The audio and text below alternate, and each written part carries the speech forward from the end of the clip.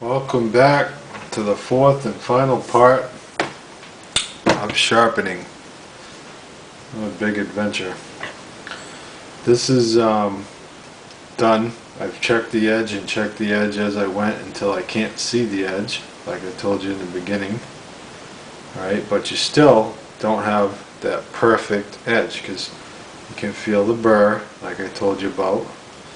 See, it'll be smooth feeling on one side going across it like this, and a little catch feeling. You can feel the burr. Gotta get rid of that burr. That burr takes away from your perfection in your edge. So what we do is strop. This is just a thick leather belt that I bought at Walmart for like 10 bucks. It's not real thick, it's just leather belt, uncoated, doesn't have any lamination on it. It's just smooth on one side, coarse on the other. You can use either side, kind of. I like just using the smooth side. And I tied, the buckle end is tied around the leg always of my table here, and I can just pull it up when I want to use it. Pull it over the edge, like this.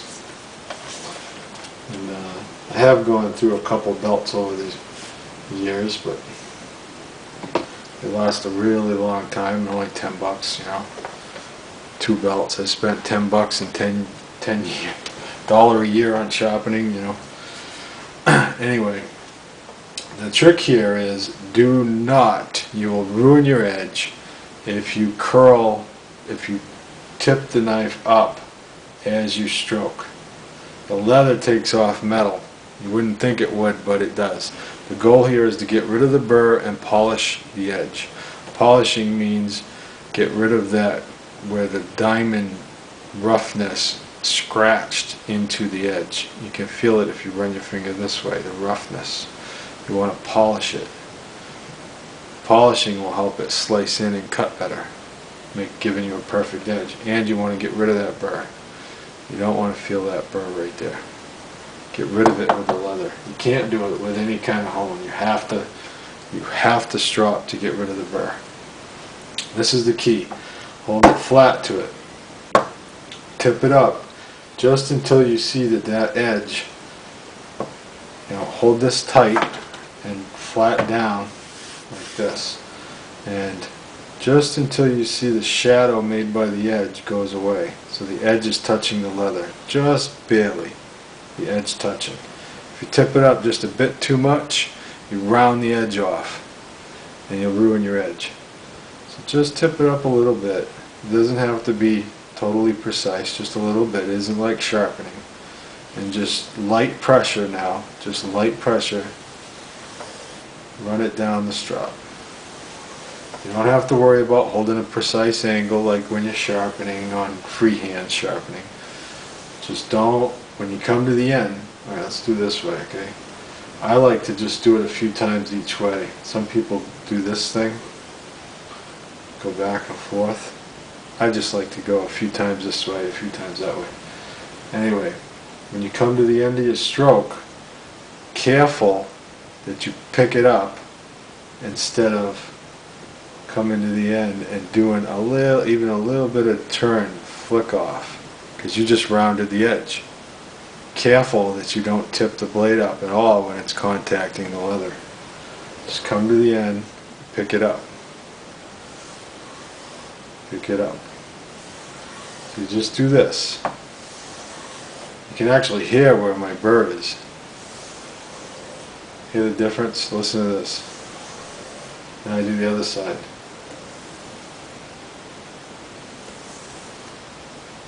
See? Probably can't even hear that side, but you can hear this side. Because I have a burr on this edge, that side of the edge. So you keep doing it until basically you don't hear that.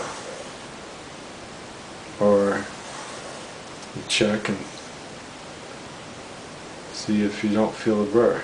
It doesn't take too long. I think I'm pretty much there actually. A little bit more on the tip.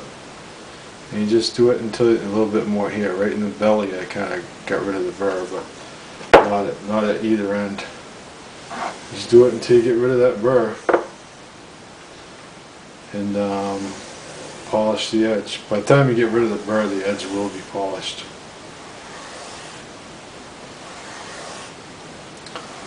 So I can do this in real time without a cut because it really doesn't take long. Just go back and forth. A little more on the side with the burr, of course, but you want to do both sides so you polish it. Get that edge polished. Just don't tip it up. Don't round it over. You can ruin your edge. If you do it once, maybe twice, you won't ruin your edge. But if you make a habit of it, do it a few times while you're stropping an edge, you'll ruin the edge. It'll still be sharp, but not perfect. We're after scalpels here. I want a scalpel edge on my knives. That's what I want. And that's what I get.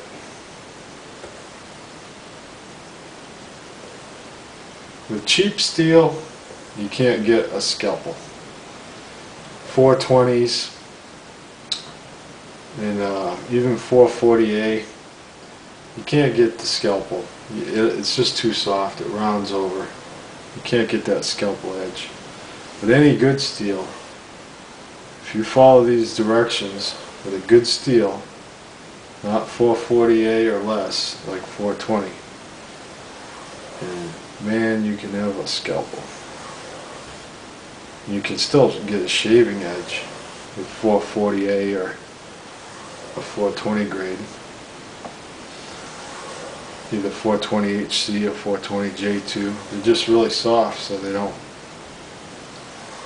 get that super scalpel edge.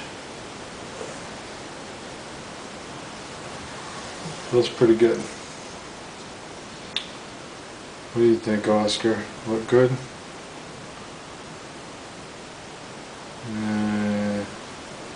Right here. A little bit right there. I'm not going to bore the hell out of you, but you just, well, actually I am boring the hell out of you, ain't I? I'm going to try not to do it too much. I noticed even Oscar was yawning a little bit. So, I think we're pretty good there. Alright, so let's try it out, huh? See if it shaves now. Get some hair. There's some hair. Huh? Look at that. At the start of this, I showed you it wouldn't do that. See that? Look what I got.